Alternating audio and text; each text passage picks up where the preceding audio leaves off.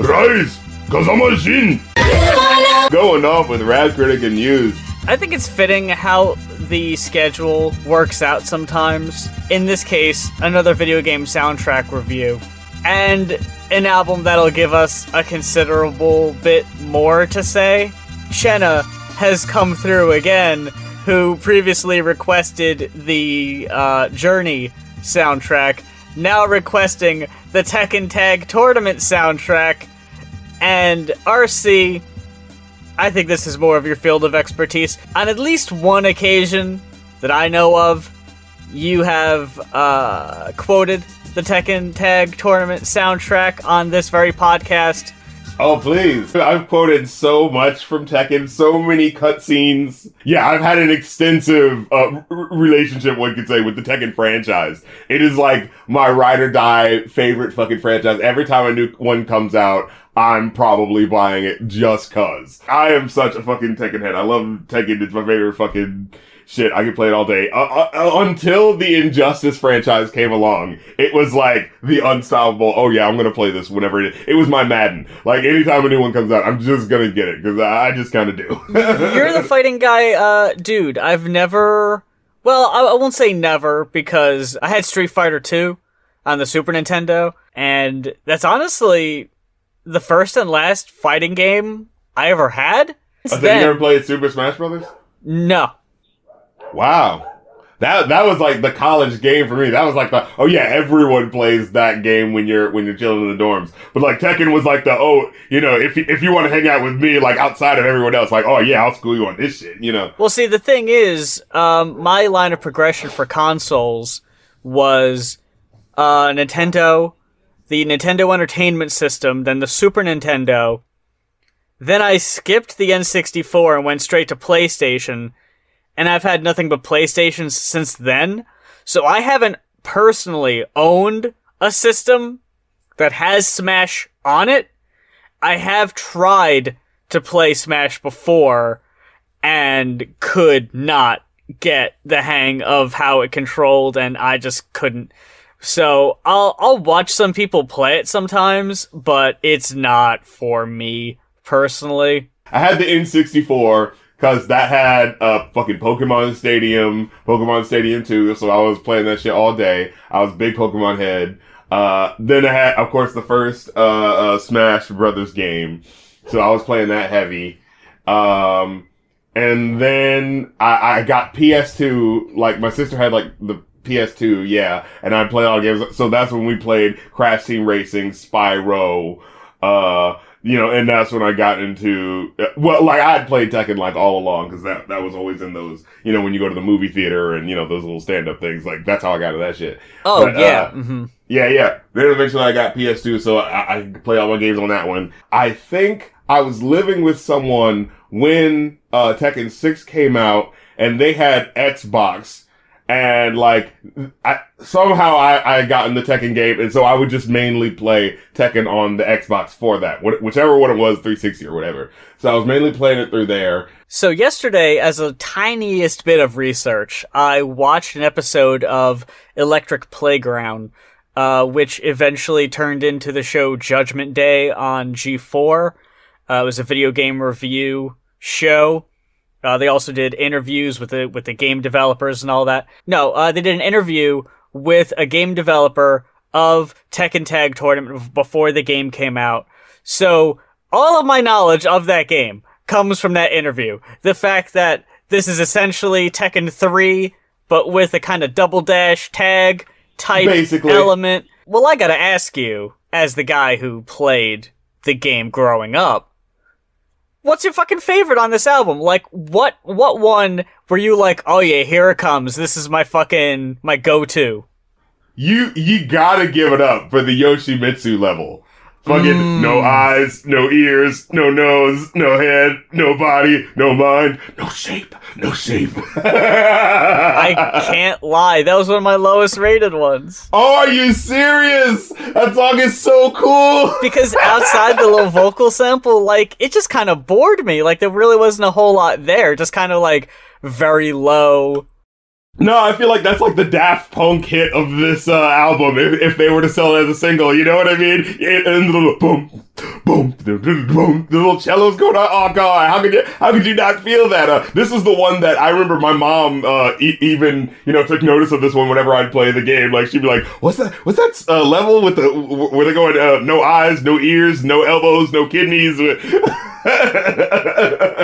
I was like, stop, I was the Yoshimitsu level, leave it alone.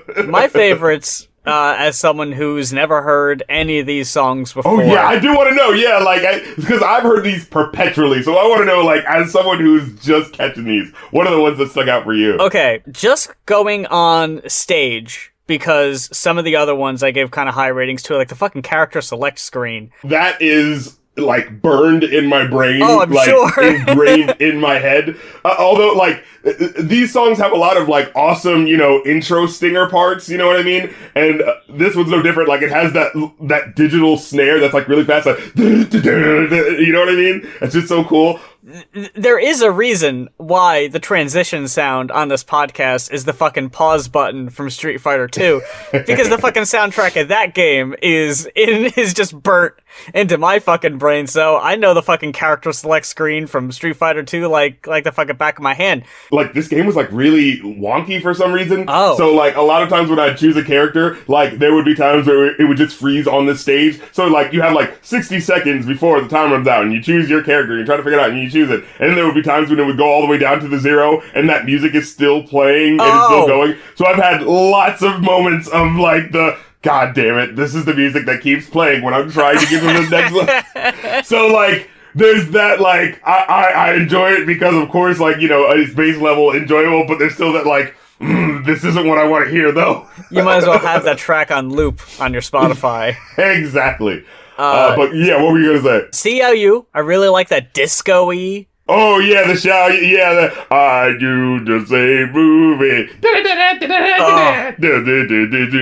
With those soaring fucking violins. Oh, God, yeah, I really dug that one. Yeah, that's the carousel level.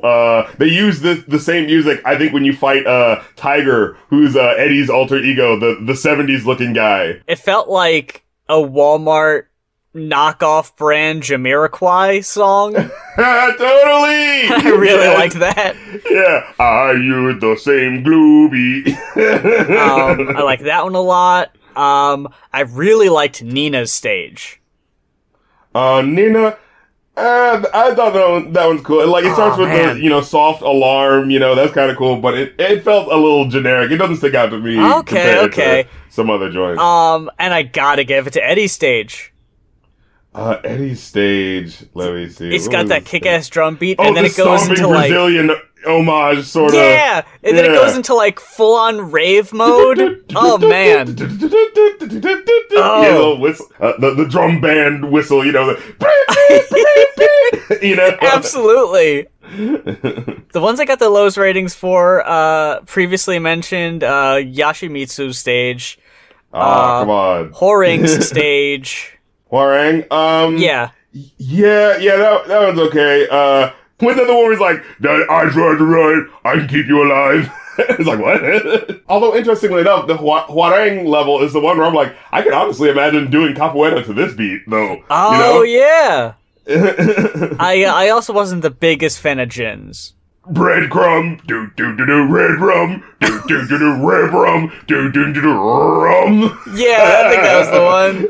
That was the most base Daft Punk like, like the homework stuff where it's just like, oh, are you just looping this for 7 minutes? Like, yeah, that's the thing. Like, I know they say, like, video game music is kind of tricky in how if it's like a Sonic or a Kirby, like a game where, like, it's kind of hard and you got to replay that first level a lot, that first song has got to be, great. It's got to be catchy so you don't mind hearing it over and over and over again.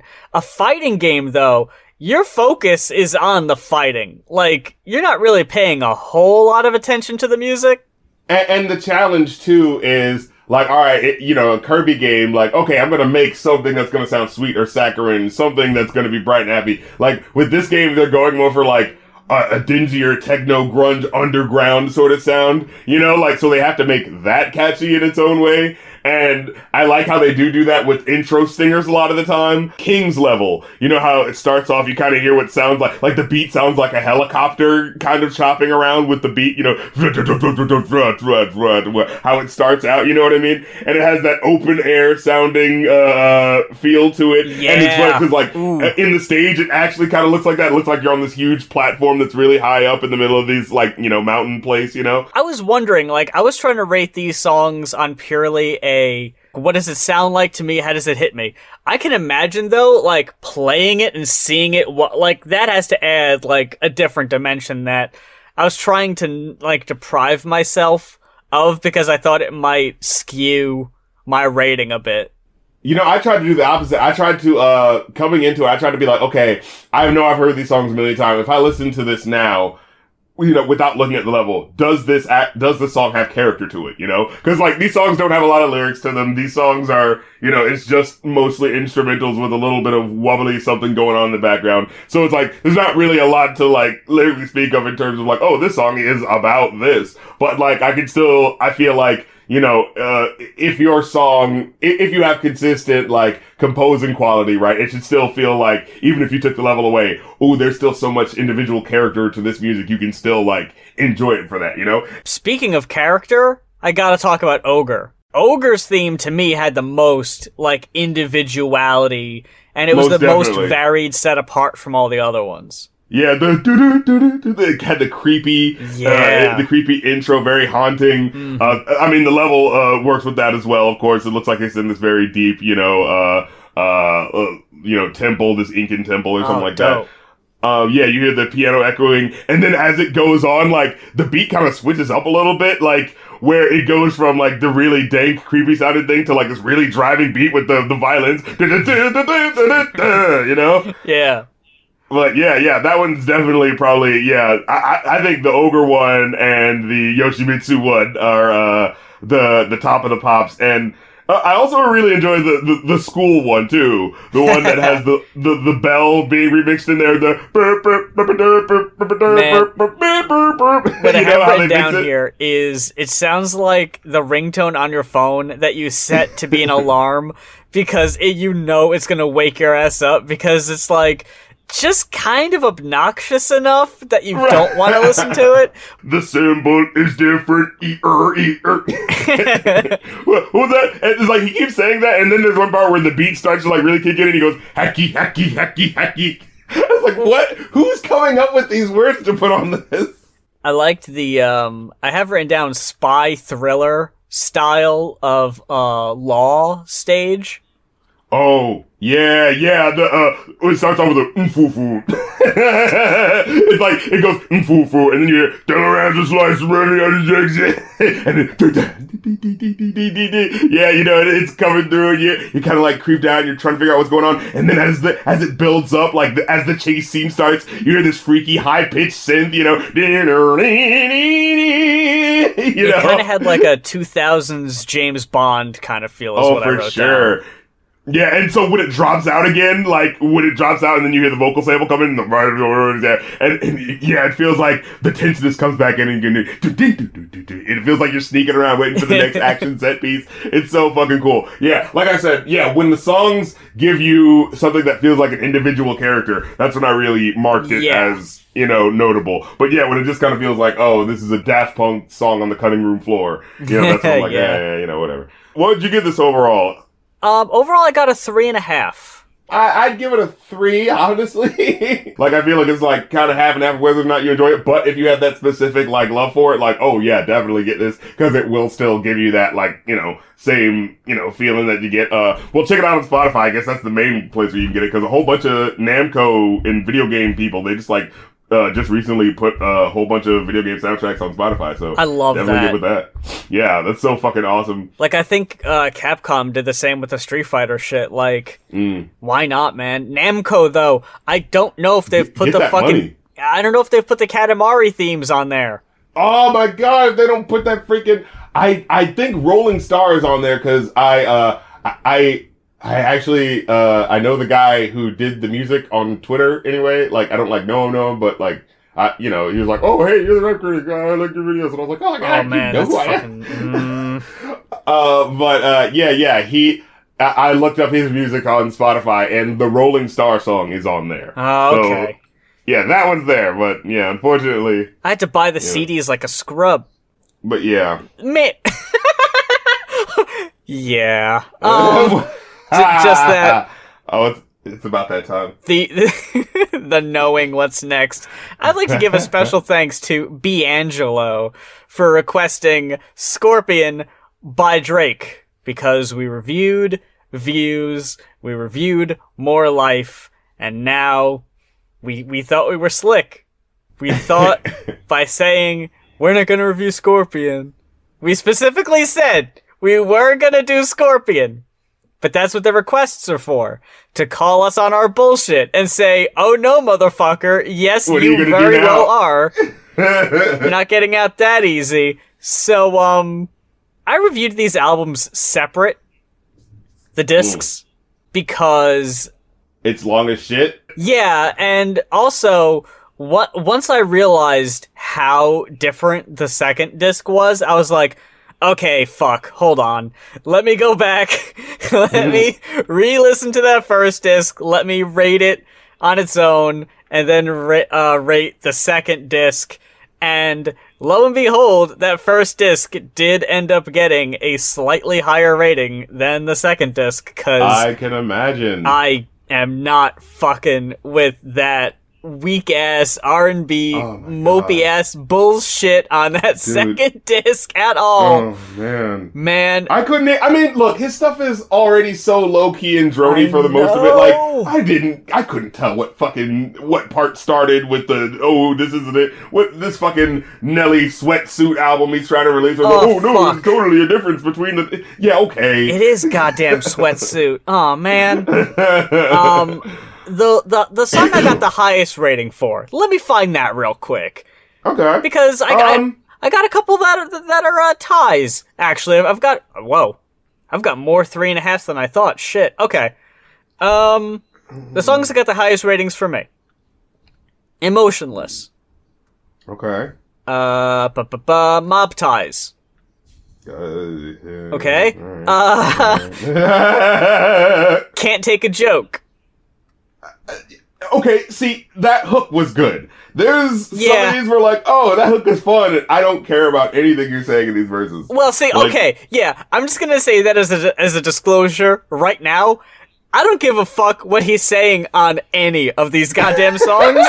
Oh, come on, no, wait a minute now. He can spit, all right? Like, he's got some lyricism. He can give you a little turn of phrase. Sometimes. Sometimes. He is weighed down so much by just the emotional, like, the tough guy thing, but still trying to be like, I'm super emotional, but still, like, clearly showing how he's not, like, a very mature person, but still wanting to get the brownie emotional points, you know? Like, it's such an odd...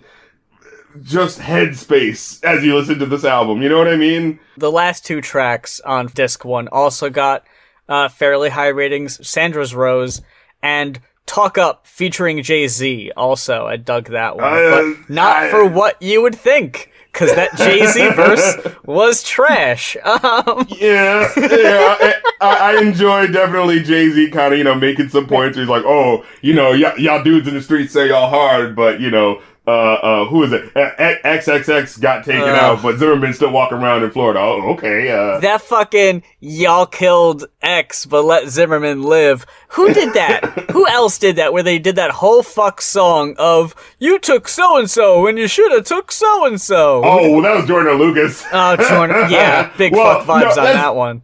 Although that's different, like, that's him talking to God and be like, God, why didn't you do this? I feel like that, the way the flow works, I feel like, I mean, the way the verse kind of is structured, it's kind of like all y'all, gangsters in the streets, like, we're always saying, like, motherfuckers hardcore and shit, like, but okay, when someone does some real, like, fucked up shit, where's the code of the streets then? This was my weird, experience. I heard Emotionless, and I heard him throw in a couple, Pusha T, references to the fucking, you are hiding a child diss. Yeah! And I was like, oh man, it was after that? And then the very next song was God's Plan? I'm like, wait a second. This album is such a... listen. You recorded... This album came out after... in the midst of... You recorded God's Plan, and you thought you fucking had it made. You knew what this album was gonna be, and then Pusha T fucked your shit up so bad that you had to make, like, 3 additional songs to fucking mention your kid to be, no. See? Actually, I'm fine with it, You had to put that tacked on song at the end of the fucking album. We'll get to that in a fucking second. Oh my god! Ooh. I mean, I feel like we should just go through this album. Because, Line my up, lord. we're gonna knock him down. We gotta start at the fucking beginning. Just because the reason why I was thinking about that is specifically because, like, yeah, Jay-Z has this line where he's saying, like, oh, y'all dudes in the streets, like, people gonna fuck with X, but they're not fucking with, George Zimmerman, that asshole. And then, like, earlier in the album, there's a line on, like, Upset where it sounds like he might be dissing XXXTentacion. Oh, no. Yeah. So it's just like, this album is just such a jumble to go through. So, so you have Survival. Decent, I thought. Yeah, right, like, it's a serviceable intro. Yeah. I actually like how it sets up how this is gonna be, going through the turmoils of the life and times of Drake. He kind of alludes to the idea of, like, possibly suicide. Like, he kind of says it, but then, like, kind of takes it back, and I was like, okay, like, this is really gonna be him, opening up and saying something. And I also kind of like how he kind of, like, doubles back on himself for the hook and saying, like, oh shit, man, I might be getting too serious too early. Like, this is only the intro, hold on. Yeah, it's like, first fucking track, I'm already putting that out there? No, hold on. Yeah, like, I enjoy that. I enjoy that level of an artist willing to be vulnerable. You know what I'm saying? Like, I don't want this to seem like we're just going in and trying to do a hack job, like, because it is the personality of Drake, so it's time for us to take him down. Like, but I don't feel that way on so much of this. Like, so much of this, I don't want to feel like this isn't like the Limp Bizkit, oh my god, look at this talented clown, and let's roll up our sleeves and fucking hack this shit apart. Absolutely not. I am 100% willing to give Drake credit where it's due. And on this first disc, I think there are quite a number of songs on here that are worth, praising him for, at least giving him credit for. They're not trash, Like, I will say, like, the first 2 tracks, like, I'm actually riding with it. Nonstop is pretty solid. Like, where he says, I get 2 million a pop, that's a stand-in for me. Like, I went blind, dog, you gotta hand it to me. Like, I like how he has little slick things that he says in his flow, like the one part where he says, pinky ring till I get a wedding ring. Whoa, yeah. Love my brothers, cut them in on anything. Big slice. Like, just little things that are just like, just little fun accents to his flow. And, like, that's just a fun time. And then when you get to the hook with the, the 90s Mac Dre sampling, my head is spinning. Let's go to jiggy. That made the jiggy, I had to spit. Like, I'm like, okay, I'm feeling it. There are some tracks where he does manage to put in a sample that fucking works, and it clicks. The producer's putting in time. And it's like, okay, yeah, that works. We'll get to it, but there are so many songs on this album where it's just, why the fuck is this here? Just like a clunky-ass thing just thrown in. We're just like, what the fuck was that? It's like, what, are you trying to be experimental? What the fuck were you doing? I had to write down this one line from Elevate, because it's not a bad track, but I just couldn't not highlight, if you need me, you can call me, I stay busy making money, you know what is on my mind, all I think is hundreds. Oh my god. I'm sorry. In what universe does does money rhyme with hundreds? Drake. Dude. Come on. As soon as I heard that line, I looked and I saw, like, he said, like, Drake and French Montana are writing this verse. I'm like, oh. Oh, no. Yeah, that sounds like fucking average ass, below average ass French Montana. I'm getting money. Yo, I got these honeys. It's like, come on. And, yeah, just these fucking generic ass bars. I think there's only like one verse. No, the outro rap verse was kind of cool, where it sounded like it was just Drake writing his own shit, where it's like, oh, that sounds kind of cool, but it's a little too late, you know what I mean? Yeah. But yeah, Elevate was, not enjoyable enough. No. Emotionless was cool enough with the Mariah Carey sample. Kind of wish they did kind of just played instead of doing the cutoff thing, but, you know, as I listened to it, it's so, like, awkward in retrospect, and this is where it kind of starts. Where it's like, you know, the first 3 songs are like, oh man, you know, look out for Drake, no one's ever gonna be able to take me down. And then as you're listening to him clearly trying to, like, save face with some of these lyrics after being, you know, shown for, hiding a child, as Pusha T so succinctly put it. Is this the track where he says, I wasn't hiding my kid from the world, I was hiding the world from my kid? Get out of here! I wish he didn't run that fucking sample into the ground. Mm-hmm. I thought it was nice, but I really have a pet peeve, and we talked about it on, coincidentally enough, Graduation.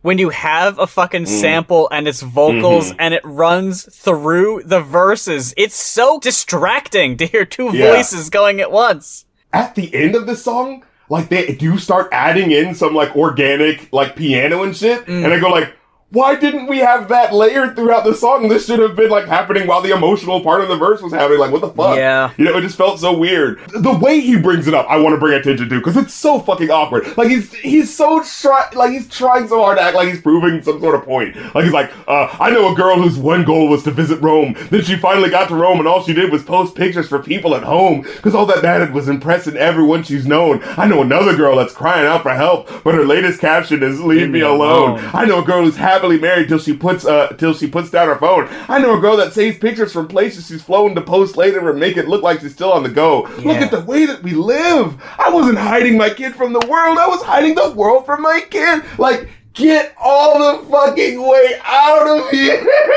I thought he was doing fine on that, honestly. Like, the stuff before is not a bad point to make, right? But to bring it up in conjunction with that, as if to say, people being insecure online is the reason why I gotta hide all this from my kid. Yeah, I was like, get out of here! That is not the reason why! That is clearly not the reason why, dude. It felt like in a coming-of-age fucking, like, teen guy movie where the guy goes to the convenience store and he's buying, like, oh yeah, I'll buy this candy bar, I'll buy some breath mints, I'll buy some, I'll buy this, I'll buy this, I'll buy that, I'll buy a condom, where he, like, tries to slip it in there and, hopefully they don't notice. That's how it felt to me, of like, oh, that's where it was going, but what? Yeah, like, maybe if he said something about, like, fucking wars, famine, like, man, or how, our government doesn't care about, its citizens, like, oh man, that's the reason why I wouldn't want to, bring a kid into this world, you know what I mean? Like, I get that. We just reviewed that Prince album. Have that in, like, Sign of the Times, where it's like, oh man, it's June, by the way. This is why I don't want to bring a kid into the world, because, oh my god, there's AIDS, there's war. But yeah, and he goes on to, like, from empty souls who just wake up and look to debate, until you staring at your own seed, you can never relate. Like, oh, you can never understand now. So it's just like, come on, like, get out of here. Breaking news in my life. I don't run to the blogs. Like, like, dude, we know why. Pusha had my number, and I knew it was best to shut the fuck up and let it die, which is exactly what he did, and figure, oh, well, maybe by the time the album comes out, they will have forgotten, and maybe they'll be reminded by this album, and I'll seem super responsible in how I bring it up, and... Breaking news on my life, I don't run to the blogs. The only ones I want to tell are the ones I can call. They always ask, why let the story run if it's false? A wise man once said nothing at all. Like, he's really, like... Oh, man. Like, look, I mean, when you think about it, I was actually the mature person here. Like... God's plan doesn't hold up, by the way. No, it does not at all. Oh my god! Like I think I rated this lower as I'm listening to it now than I rated it when I like first reviewed it. The fucking like, singles on here, I have no love for the singles on this album. Like when I think about like Drake's overall legacy, because you know, like you've heard his songs. There are songs that come to mind where you're like, hey, even if you don't like Drake, oh yeah, that one's a banger. Like God's Plan is so like gonna get lost in the shuffle. It is not one of them at all. No. Yeah, I don't think anyone remembered this past the event of the music video of, oh, isn't it cool that he's giving all this stuff, you fucking, know? like, Started From the Bottom comes to mind. Yeah, like that at least has a driving beat to it. Yeah. You know, but this one, like, there's so little happening. Like, we're just like, man, there's bad things. When did you want to have the sense and stuff coming? Oh, 10 more seconds later? Okay. Yeah, man, you know, people want bad things to happen to me. I mean, you know, oh, here we go. You know what I mean? Like, it just takes so fucking long for the song to just, like, fucking do something. Bad things.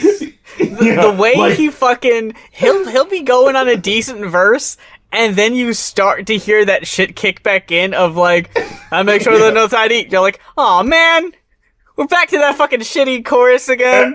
But still. Long pause. Bad things.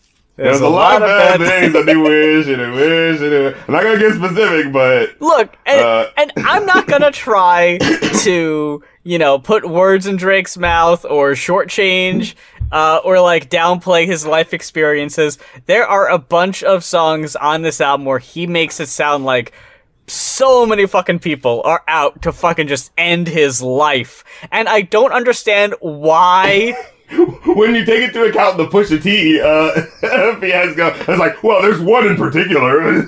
Yeah, he was all paranoid about that moment, and then because he kept making fucking songs about it, he kept drawing attention to it, it just happened. It was like, you know, the universe like, if you're gonna keep talking about how you're so paranoid, the fucking shoe dropped, you know? I couldn't think of a less, like, offensive rapper than Drake, aside from his, I don't know, his penchant to possibly talk to girls that might be too young for him online. Besides that... We'll get to that. Oh yeah, he even mentions that, conveniently enough. Yeah, oh my god, another song I was starting to enjoy.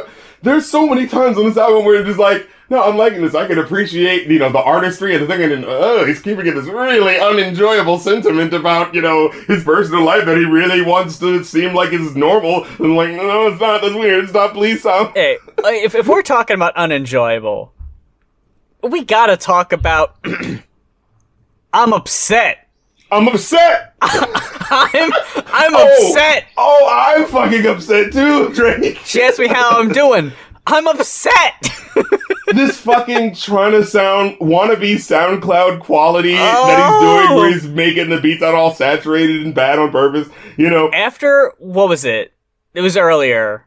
Nonstop. This tough guy Drake shit. I am not here for it, man. With these couple lines, I go out on tour and I say I'm drinking less, end up getting loose and getting pictures from my ex, SMS, triple X. That's the only time I ever shoot below the neck. Shut up. Shut the fuck up. People are saying that that's the lyric that's supposed to be a sideways diss to triple X. Oh, shit. Yeah, and he died like a little after this song had come out. Oh no! And so people were weaving the conspiracies like because of that. But I didn't even get that from that. I just thought, I'm getting nude pics. That's all I got from that. But like, even if you were now telling you, like, you could look at those lyrics and be like, maybe, but maybe it's one of those things where it's just like, even if that was on his mind, there's not enough content in it for it to mean anything. You know what I mean? There's no context there that really drives to that point. There's no direct punchline of it, you know? Maybe it's like a Michael Jackson song lyric writing thing where it's just like, oh, well, I'm kind of saying that it's about this, but I'm not directly saying, and I'm sorry, Drake, direct disses only. You're supposed to say the names. I thought that was what this is all about. I thought, isn't that what he's always saying? Oh, you guys need to stop, sideways say it to me directly, you know? I also gotta say that I rolled my eyes really hard at the can't go 50-50 with the hoe. Drake, who the fuck are you, Drake? I'm not buying that shit at all. I believe this song came out and I felt really awkward about it. And I remember, like, I didn't even get. I'm so glad you have context for this shit, by the way. Because like, I'm just out in the weeds. I just like I remember like because like Jay and Silent Bob was supposed to appear in the music video, and it's like, oh, isn't that cool? You know, they're doing a Degrassi. Yeah, it's like a Degrassi. The music video is supposed to be like an homage to Degrassi or something like that. It wasn't I'm Upset, was it? I believe it was a swing. Was there another one? I thought it was the video for Not Nice for What? The other one, the In My Feelings. Oh, no, that was another one where they were just kind of like dancing and you see people like hanging out and stuff like that. No, okay. This one was in like an auditorium. There was a music video where he was like like he went to prom and it was like a Degrassi reunion. That was the I'm Upset video? Yeah. That doesn't feel right. It doesn't feel like that kind of video. Does it? No. It doesn't feel like it should have been that type of song. Oh, the Upset song where he's gonna bitch about how he doesn't want to pay child support. That's the one where I want to bring my Degrassi friends on. Oh my god, it is. Why? Yeah. That makes no fucking sense. So, I'm listening to this song and like I said, like the first time I heard it, it was like, man, this is kind of awkward. Like, okay, this is talking about, and then like, it was not even like a little bit after that when the whole thing came out of you are hiding a child. And it's just like, so now I listen to these lyrics and he's saying like, oh, I'm thankful for the women that I know. Can't go 50-50 with no hoe. Every month, I'm supposed to pay her bills and get her what she wants. I still got like 7 years of doing what I want. Yeah. My dad still got child support from 1991. One. And I'm just like, what in the fuck is happening right now? Yeah. Like, that is weird. He's bragging about his dad not paying child support. What? And then later on, he's like, oh, son, I can't wait till you meet my deadbeat granddad. Till you meet your deadbeat granddad who didn't want to spend a fucking dime on me. I literally immortalized that fact in song. Oh, but the only deadbeats he knows are the beats he's rapping on or whatever. Fuck out of here! Again, nope. It's... Nope. You can tell there's an element of he didn't look this over to see if there were any awkward lyrics before he fully released this. There's so much, Drake! It's everywhere! So yeah, in this song in particular, when you have like this so sounds like, no one's gonna find out about this kid. You know, it's so stings and then it's like, oh, the egg on your face, bro. He could have come out with a one-disc project that had all of those cuts removed, and it would have been fine. Everyone would have been, hey, a nice solid album of all these songs that don't mention anything awkward. Yeah, you might not even have to think about it. Hey, maybe this could be like water off his back. But no, the fact that there's all these lyrics that just pepper this album. No. And just make it like you can't forget about the fact that this is the album where Drake denied having a child and had to double back. You know? But then we got Tough Guy Drake again on 8 out of 10, where, coincidentally enough perhaps, kind of had a Kanye vibe from this track, which has targeted lines at Pusha. Again, it's one of those. Never a matter of could I or should I kiss my son on the forehead, then kiss your ass goodbye. As luck would have it, I've settled into my role as the good guy. I guess luck is on your side. I almost want to give him credit with the because I'm not gonna fuck with you up. I guess you're lucky that I'm the good guy. But again, the guy who's hiding a child. No, it doesn't work. You can't do that. It's just... And this is such a frustrating listen, Drake. And this is the one where he says, the only deadbeats is whatever beats I've been rapping to, am I right? Because I'm totally not a deadbeat dad, okay? Better get that out of your mouth. Like, oh my god!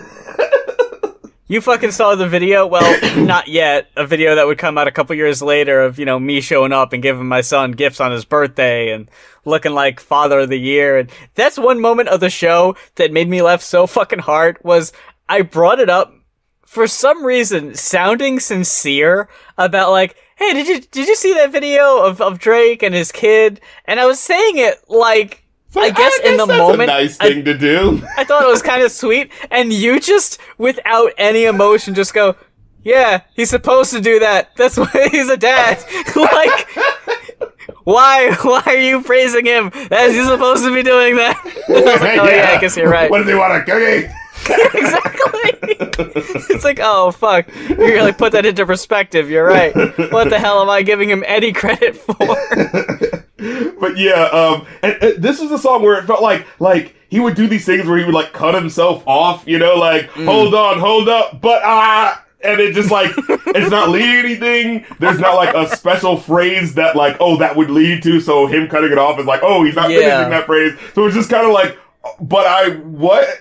You know, like, oh, and then the fucking outro with so... Oh. Okay, there's this person who sounds like this old grandma or something like that saying, I don't let nobody let me get back. Okay.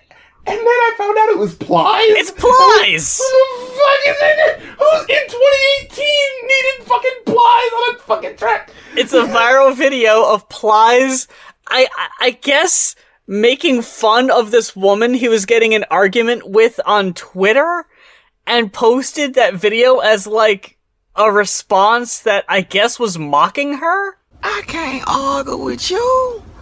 No. You mad. Look at you. You mad. You big mad. I'm happy. I'm feeling glad I got sunshine. Leave me alone. I'm so not bothered. I made a specific video to show to all my fans about how I hate you. 45-second video. Like, way longer, man. So I guess Drake is putting it on here as like this is how unbothered by you I am, Pusha, in one of the 4 or 5 tracks I address you indirectly in. That I recorded specifically for this album that I'm sure was like a finished, ready to hit shelves that I had to go, wait. No. Stop the presses. Had to step on those brakes real quick. Mob Ties is another track that like, I don't really enjoy any, or am paying attention to any of the tough guy shit he said, having Mob Ties. I do like that hook though. It's kind of infectious. Like, it's too late for all that lovey-dovey shit. I'm your brother shit and all that other shit. It's too late for all that. Like, I love that sentiment. I'm just going like, nah, it's too late for all that. No. It's like, nah, fuck off. Like, I love that. And but I just hate the singing on here. Like, him still, like, it's specifically, I've got mob ties. But wait, I've got mob ties. It's like, come on, like, it's not that you can't sing, it's not that you can't bone thugs or shit, but, like, make it sound like you're not fucking crooning to an audience of 16-year-old girls, you know? Like... Yeah, about your mob ties. You know what I mean? Like, it's just, like, it just doesn't feel like this fits, like, crooning about having mob ties, you know? It's just weird. Like, fucking Frank Sinatra didn't croon about having mob ties. Neither should you. How do you not realize how your soft singing is making this kind of awkward? You know what I mean? Like this one part where he's like, I'm not with the rah-rah, I'm a da-da, I'm into Chanel now, you're bitching a Scada. Like, it's just like, what the fuck was that? Can't Take a Joke is another one of those, like, yeah, I like the hook of it, you know, of him saying, like, oh yeah, I joke with my friends, but, you know, they can't take that joke because they know this shit is serious. You know, I enjoyed that, you know, just idea, but again, the verses are just, there's just nothing going on. Sandra's Rose, however, was one of those songs where it's like, oh my god, this is what he can do. This is the fucking dope-ass lyricism and imagery that he can kind of bring in to, you know, self-mythologize, basically, but, like, it's a cool, enjoyable sort of way. I mean, what rapper's gonna, you know, talk about themselves as being a fucking rose, you know? With Can't Take a Joke, I liked how, and I wish he would do this more, the song is not even 3 minutes. It's extremely to the point. It's not overblown. I thought it was pretty solid, and for that it was one of the higher rated tracks because it wasn't full of a lot of unnecessary shit. I grew up with the Rep Boys and we're crashing it and splashing it, and when I say they crashing it, I don't mean an accident. I'm still in the studio at 6:45, and my haters either on the way to work or they arrive, and I gotta own the things I rap about just for my pride. You know, when it comes to pride, I can't put that shit aside. When I liked his flow. When Drake has a decent flow, I'm like, okay. Yeah. I'm here for this shit. And that comes up right? a few times, but not enough. I wanted to talk about Sandra's Rose, how I liked how, you know, he's talking about his mom, and that's nice, because they don't really get a lot of that. My mother had a flower shop, but I was Sandra's rose. Oh, that's nice. I like that. How do you follow it immediately? 2 girls that I rope like Indiana Jones. I make them hoes walk together like I'm Amber Rose. I'm sorry. Look, I have no problem with the Amber Rose slut walk and the message. I'm cool with that. Right. You rose Sandra's rose with Amber Rose, and in between made this bar about your mom, about a threesome. And Drake, about how I can get 2 chicks at one time. you gotta space it out, Drake. My mom would be proud of me. You gotta put that shit in separate verses. I'm not even fine with it in the same verse. You gotta split that up a bit. Just so many tonal problems. I did like the one lyric where he says, well, it's like backstab so many times I started walking backwards. Like Charlemagne, I see the light in the darkest patches. I like that little mini burn on Charlemagne. Look, I'm fine with any burn on Charlemagne because fuck Charlemagne. Was it on Sandra's Rose where Drake also starts making a lot of implications that, like, he's, like, chosen by God? Oh, yeah. Someone must have had it out for me. I guess we hit it off really nice or something like that, you know. God's playing favorites? Yeah. I'm okay with lines like that because it's clever. And that other line, I think it might have been in the first track, where Drake says that his Mount Rushmore is him with 4 different expressions. Because look, I don't care how that sounds. That's really dope. And it paints a really funny picture to me. Because immediately you're seeing, like, what would his 4 faces be? Crying Drake, you know? I walked into a surprise party. And here's me when my fucking PlayStation crashes. Oh. Yeah, like, and, you know, it kind of sets you up for a more fun album. I know! In the same song where he alludes to possibly being suicidal, he drops, like, fun shit like that. It's like, okay, cool. We're gonna get this, like, dual, like, here's a glimpse of the whole spectrum of me. You're gonna be talking about 4 different expressions. I expect you to talk about, hey, here's all my sides. Really don't get that, unfortunately. Yeah. There was one good line in Talk Up where he says, you might think I've taken some lumps, only if we talking about sums. I was like, oh, okay, that was a completely unmemorable hook. Oh, yeah. Couldn't remember what the fuck he was saying. Like, I think it wasn't a hook at some point. It's not like you're just like, yeah, that's what's up. Yeah, that's what's up. And it's like, really? The song with Jay-Z on it is the one where you're like, no one needs to remember the hook on this, right? Like, it totally does sound like a, and I mean literally phoned in verse from Jay. It sounds like he is just laying on his couch and just recording that over a voicemail. Yeah. Like, not since... Yeah, it was on, I think, the other Drake album, because it was supposed to be like, Drake featuring The Throne, and Kanye West had a verse, and then Jay-Z just said like 2 lines, and you were like, what's going on here?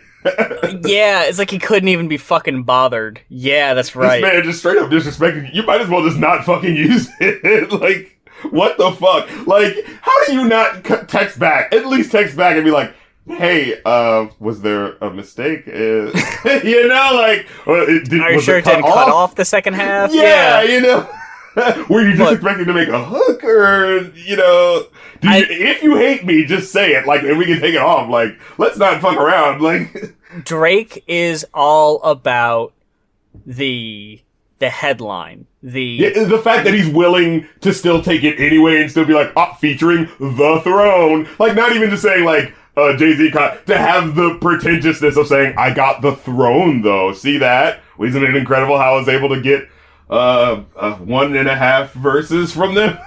It reminds me of talking about Kanye. That fucking Kanye and Rihanna and Paul McCartney, where... Oh, yeah, isn't this epic because... Yeah. He's barely there. It's like, hey, but look, we got a Beatle on this cut.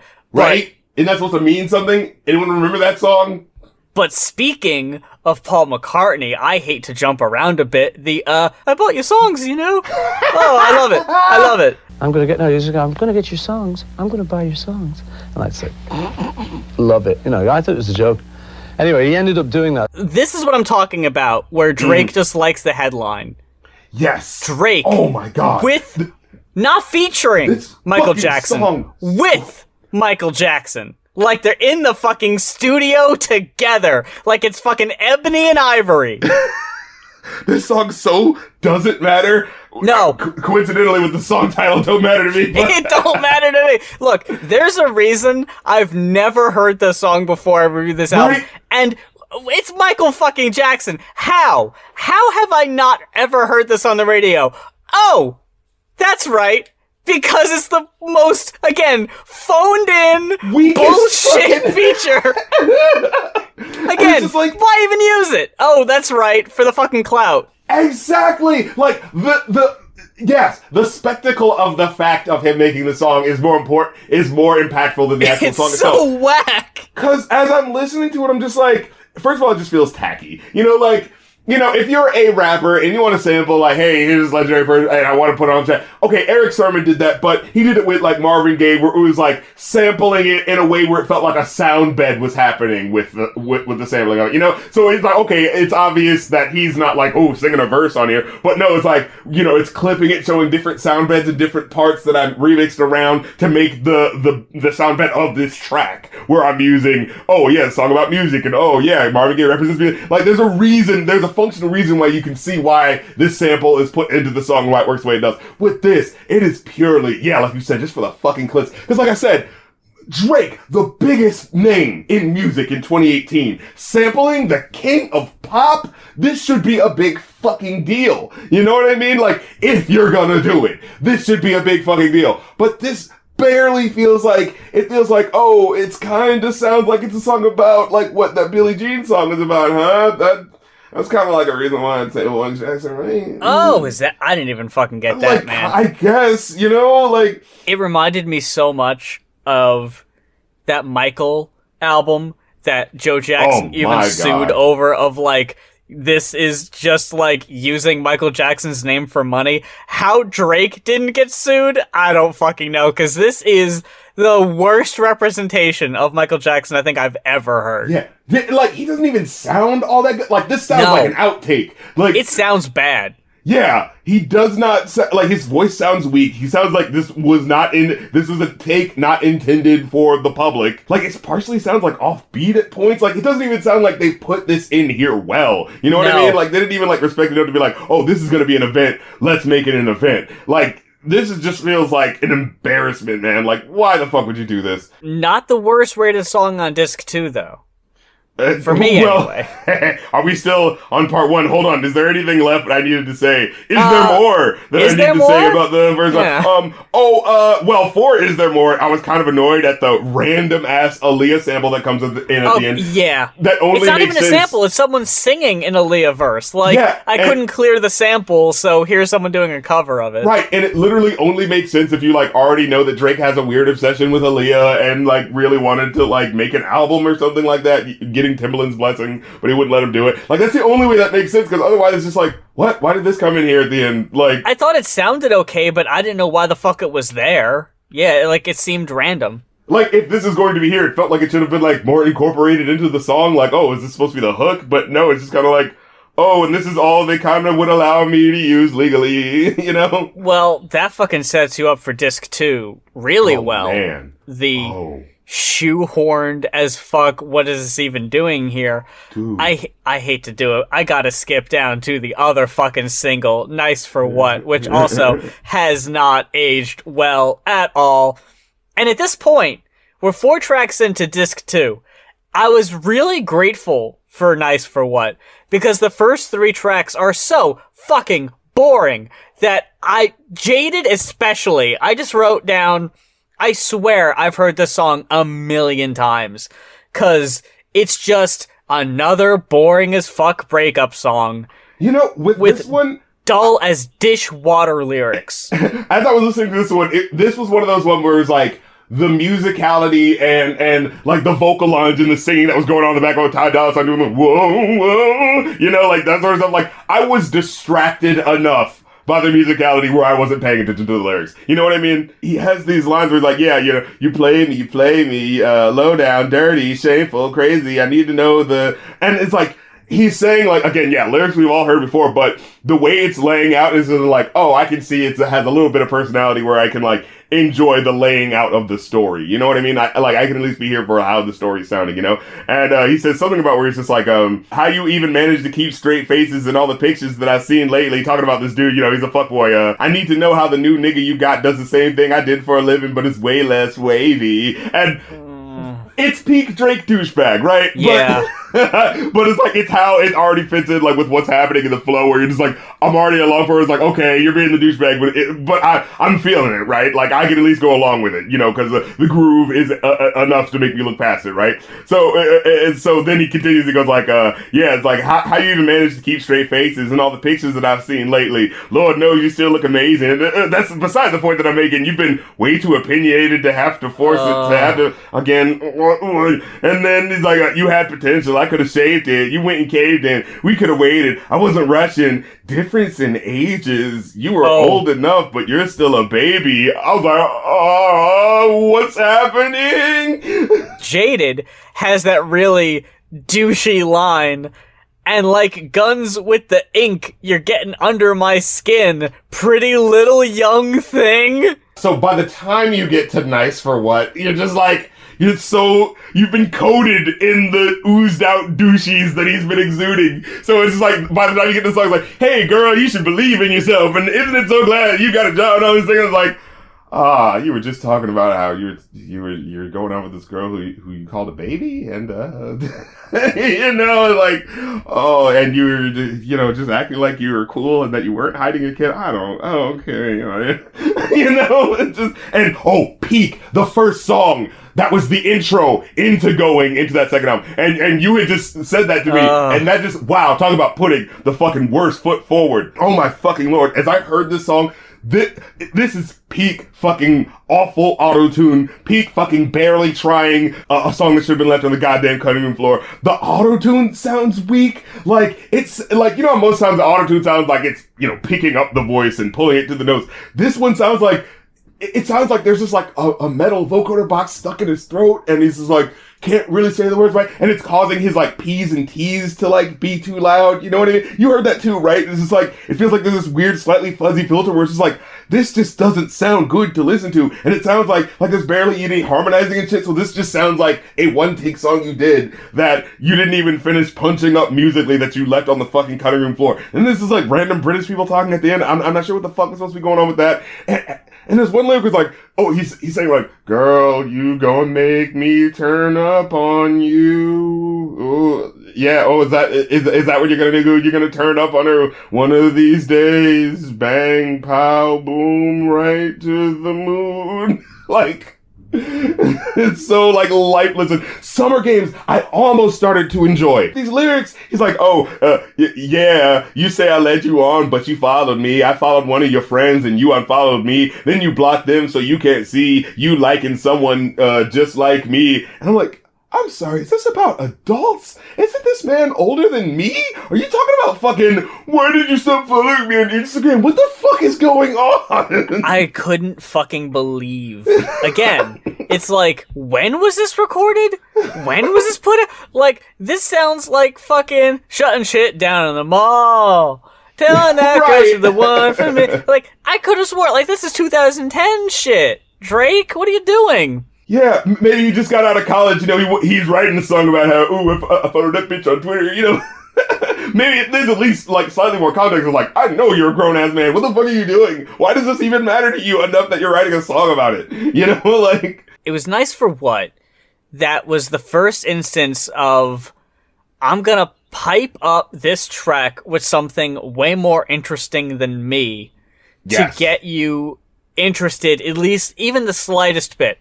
This one, it's got the New Orleans bounce style, which is like Big Frida's like genre. So this is what Big Frida does, and you're not gonna meet the energy of it with your rapping. You're not even gonna come close to it.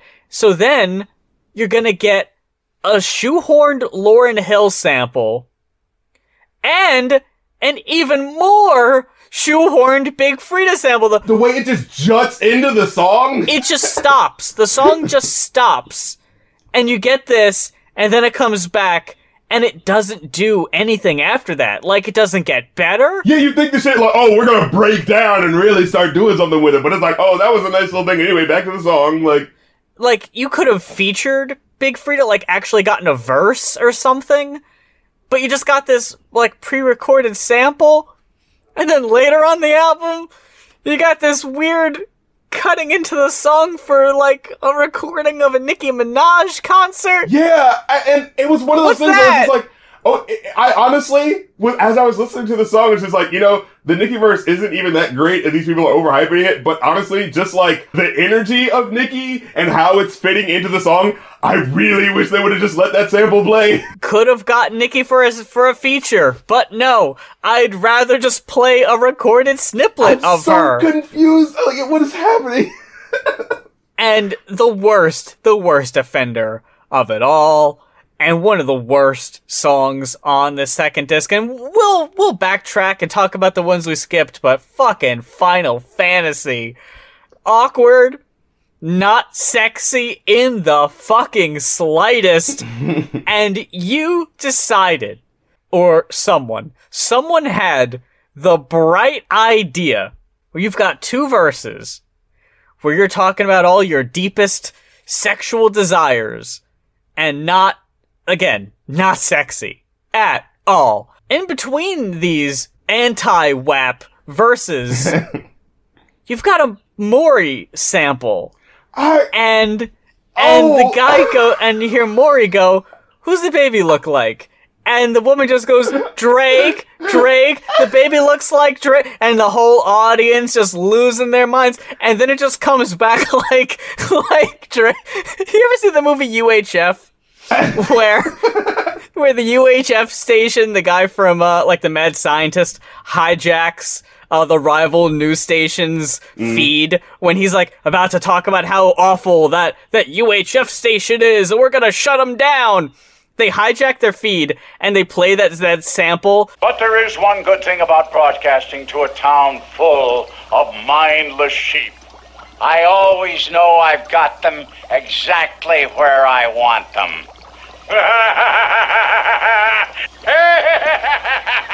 And you see the anchor sitting at the table, like, dumbfounded, and then he just, like, scrambles out of frame.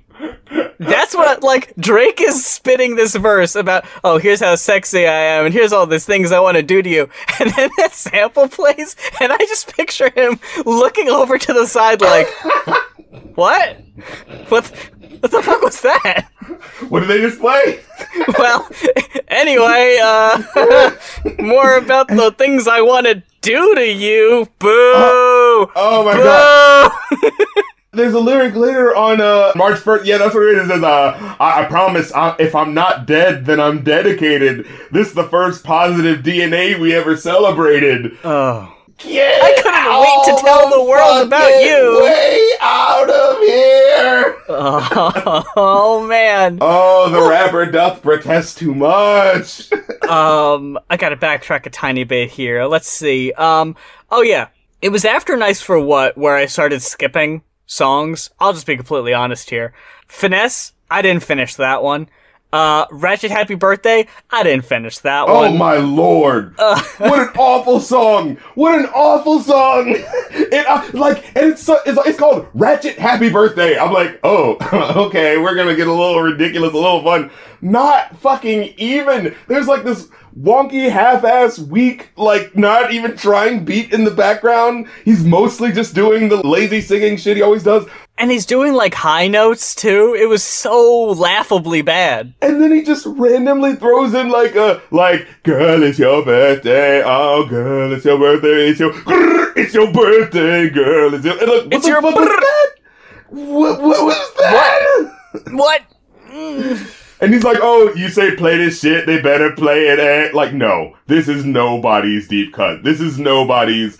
You gotta play this one. Hey, it's my birthday, you gotta play this one. No. This is not getting anybody hype. You know what I mean? It was the Finesse song in particular. Most of this track is so fucking monotone. This is the one where it just sounds like he's just singing 4 notes. He's like, I can't even lie, I'd rather stay inside. I can't do this suit and tie. One thing at a time. I have to learn to hide. One thing at a time. Motions running high. When she felt alright. Oh my, the plodding BPM of that song, and there's such a fucking repetitive, melody that was happening. It was just so like, oh my god, how do you not hear how boring this is? We didn't even talk about Summer Games with the breaking my heart, break. Yeah, and that was the part that pissed me off the most. Like, again, I was telling you, like, there are songs that when I start to like, there's just something that'll happen, I'll just be like, what the fuck is that? Yeah, and it was that one, like, it was awkward enough with some of the lyrics, and then, like, it got to the part where it's just like, well, I can at least ride with it, because it's got a nice little vibe to it. And yeah, there's a part where it just feels like he just ran out of lyrics, and so he just told the DJ to just start scratching the vocals, and it just feels so out of place and awkward. It's like, I thought we were supposed to be getting emotional, but now you're saying, yeah, girl, you're breaking my heart. It's like, what? There's a really weird thing that happens too, where about halfway through the song, it's during like the second chorus, these drum beats come in, and they're like louder than everything, Yeah. and it starts drowning out his vocals, and I can't tell if it was intentional or bad mixing, but it sounds bad. Like, it sounds like someone fucked up, and I don't know. Like, you'd like to think that on a project like this, there would be no, like, allowance of fucking up. So it's like, alright, so you must have thought that was a good idea like that then. had to be on purpose, right? No, I don't want them to hear me. I want them to hear this weak drum beat instead. You know what the song reminds me of? It reminds me of the song he did with Rihanna, the If You Let Me In, the Take Care song. Here's what I do, I'll take care of you. And then randomly the third verse you hear the don't care, if you hurt, It's like, what the fuck is happening? What is this?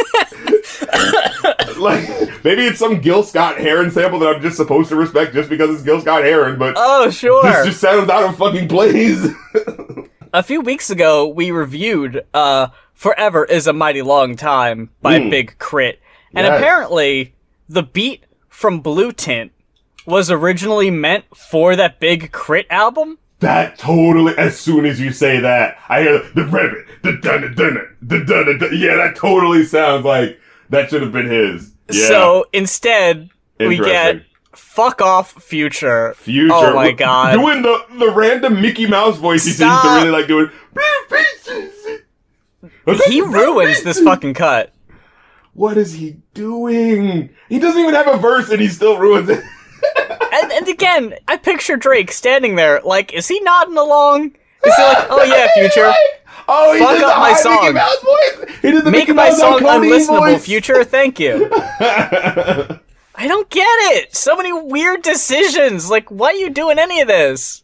In My Feelings has more of those shoehorned samples, by the way, because he can't get enough of that shit. I will say, Nice for What is the better track out of the singles, the best track out of the singles, purely because, like you said, it has the driving beat, it has the cool, sample in there. Like, if you just heard an instrumental, you might rock with that, at least up to the part where it awkwardly cuts, but...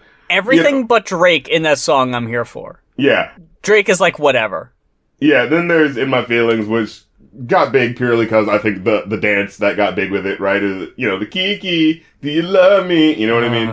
Where people were like, oh, somehow this is part of the dance now, where you have to get out of your car and have it driving along with you while you're But, like, doing the dance. he did that in the Started From the Bottom video, didn't he? Like, yes, he did! wouldn't that have been a thing for that? I thought people were going to bring that up and be like, oh, because when people were saying, like, oh, yeah, the ghost riding the whip, and I was like, oh, they must got that confused, because that was actually the Started From the Bottom video. Yeah. Like, I remember when that first started happening, I was like, oh, they must have the wrong song. They must be thinking of the wrong one. March 14th. Oh, well, I was going to talk about After Dark real quick, purely because of the After Dark. That just kind of like, it's just said so much and just feels like I could see that really random, like really loud part working on a track that has more going on. You know what I mean? Yeah. But on this track, it just feels like randomly someone just really got into the spirit and was just like, here's this really dull Drake track, and oh yeah, After Dark, and back to the really dull Drake track, and After Dark, and back to the really dull. It just feels so out of place. It's just like, what's happening? I liked the instrumental on After Dark. I think it was like the best that I had heard on the album, like some of the best production, and I liked that Drake was slightly more energetic, but I hate to say it, I'm just not fucking with Ty. Like, these fucking Ty Dolla $ign features, I'm just not really here for him. Yeah. He doesn't enrich songs. That's the thing. Well, honestly, most of the time I feel like he doesn't. But I feel like, and maybe it's purely just because we're dealing with Drake. Dole Drums Drake over here. Yeah. It actually did feel like it live and shit, so. Anything else. Yeah. So that's saying something. The guy who normally doesn't like Ty Dolla $ign actually felt like his appearances here were probably the best on the album. I shouldn't say that. That should not be a compliment you're getting. Then March 14th, the wrap-up. The last The way we track. gotta end this. How else are you gonna end it? Oh, how else could you? I could probably think of a few ways, but instead, we got... It's like a weird... Some clever parts. It's oddly heartfelt and shallow in other parts. Yeah, and the sample sounds like they kind of came up with it last minute. Like, with the way the sample's like, it sounds like, oh, we gotta get this beat in here. Come on, we gotta make one more song. I don't care if the sample's not, fully unfuzzed yet. We gotta make this song to prove that I'm a good guy, goddammit. Yeah, I kind of liked the Tender outro. It didn't really fit, though. It definitely felt tacked on. Good. I couldn't understand why they were in separate tracks. Absolutely. So no, in order to get to that, you have to listen to his awkward lyrics about, what does he say? So again, he's talking about his kid, right? Yeah. He's talking about his kid. He's talking to his kid, yeah. Yeah, he's saying, this champagne toast is short-lived. I got an empty crib in my empty crib. I only met you one time, introduce you to Saint Nick. I think he must have brought you like 20 gifts. Your mother says you're growing so fast that they don't even really fit. But, man, I still had to get it for my baby's boy, though, Man, what an awkward fucking set of lines. Just the fact that he starts off by admitting that he's only met him one time. Yeah. Like, I'm no deadbeat, though. Don't get it twisted. Deadbeat. And also, if you listen to that Pusha T song, you'll find that I've been actively trying to keep my kid away out of America. Oh so my god! Just weird. It's so like, are you kidding me with this? And then he has one where he's like, I got this 11 tatted for somebody else, but now it's yours. And believe me, I can't wait to get 100 more. Sorry, I'm bitten. I'm trying to cover ground here. Like, oh my god. He literally says, sorry, I'm bitten. I'm trying to cover ground. Like, it literally was like, I just got it right. What comes to my mind? Oh, it's so awkward. On Genius, it said the 11 tattoo was originally for Jorge Smith, who he was dating, the 19-year-old girl he was dating. Yeah, and now it's dedicated to his kid. Isn't that sweet? Isn't that nice? Oh, no! Like, no! I don't need to hear that the 19-year-old girl you were dating, oh, you broke it up with her, and now, well, now this soon is for you, kid. No! I don't need to hear that. That is one step above fucking Johnny Depp crossing out the girl's name or whatever. Oh, yeah. You heard about that where he had like a girlfriend who's like, oh, Nikki forever, and then like they broke up. Oh, no, I didn't mean that. If it was anyone different, I think an awkward, like, hey, look, I'm just trying to do my best, I'm trying to make up. That would be really charming and like sweet, but it hurts because we know who it is and we know the story. Yeah, like we all know that you were trying. Like that lyric earlier where he says, "Oh, I still got 7 years of doing what I want." It's like you recorded that lyric after knowing that you had a kid. Because in your head, thought no one's ever gonna find out about that. Right. That's the thing that so like catches him on his bullshit. It's just like, you fucking said that shit and winked at your producer, like, right? Get it? He knows what I'm talking about. He's elbowing him through the glass. You hear the boom, boom, boom, boom on the recording. Oh, this will be 2 laugh in 7 years. Hopefully by the time you hear this, me and your mother will have come around instead of always cutting each other down. Yeah, I say as the guy who gets to make the songs that go out to millions of people to hear while my what side of the story. Does she have? I hate so that. Awkward. But anyway, he says, God willing, I got a good feeling. You got a good spirit. Kid I met once. really should have said that.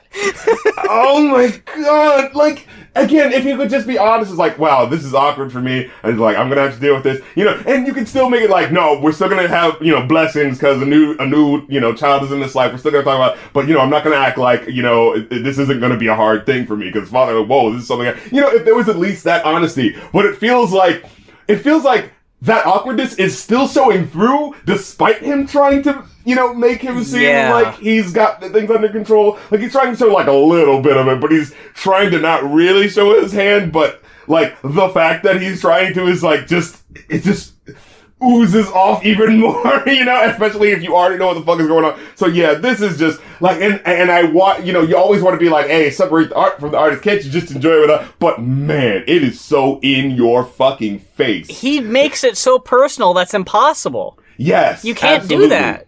Yeah. It's part of it. Like, it's half of it. Knowing the backstory, like, you need to know his story to, like, care about a lot of this. Right. So, without that context, it's like, what the fuck ever, why should I care? It's just more breakups on, you got a kid, ooh, who cares? But you need to know the context. Yeah, but with that context, it's really fucking awkward. Because it's hard to enjoy these tracks. You're just like, yeah, okay. Like, you can't go 5 tracks without at least going, okay, Drake, to at least one of these lyrics. And whereas that would happen before because, oh, Drake's this corny guy, here it's happening because, like, no, I know someone, like, exposed your character, and this is clearly trying to say, so the awkwardness is, like, hyped up, you know what I mean? Disc 1, for me, ended up getting a 3, and Disc 2 ended up getting a 2, so this album gets a 2.5. Yeah, it gets a 2.5 for me, too. Hey, look at that! Because it's like, for any track that is slightly enjoyable, like, in fact, it's usually the ones that are the most enjoyable, that have little moments that you're just like, oh, that just cut into it so much, it just made it so hard to enjoy now. Like, But that about wraps it up for this week's episode of Going Off. Thank you so much for checking us out. There's still some time left to get an album review request in at a reduced price. That's right. For the rest of the month of November, the album reviews are $50 instead of $60. And the personal albums, that's like an album that you made yourself and you want to hear our thoughts, it is $60 instead of $70. Again, that is for the rest of the month of November. It's like a Black Friday, but for the whole month of November, giving you a little bit of a extra chance to get your requests in. RC also has reduced prices on some of your projects also. Yeah, if you want to do a movie review, it's originally 50, now it's 40. I have to remember what the difference is between these things. Yeah, it's originally 50, now it's 40 for this month. And if you want to get a Rap Critic episode review, it's now 80 instead of 100. So, yeah. Join my Twitch streams, that's always fun. We're still going through the we're still going through the 1990s. We're starting 1993. Probably by the time this comes out, we'll be in the thick of it. Going into 94, and I'm planning on doing like a year-end streaming for 2020 when that list comes out. So yeah, be on the lookout for that. And I'm probably gonna do like a Christmas stream of Christmas rap songs too, because it is the season. You know what I mean, when that comes out. But if this is your first time checking us out, all of our old episodes are on iTunes, YouTube, Spotify, and SoundCloud, so you can play some catching up during this holiday season. And until next time, for Going Off, I'm the ethereal bisexual. What? And I'm Rap Critic, and this pepper beef is too damn spicy!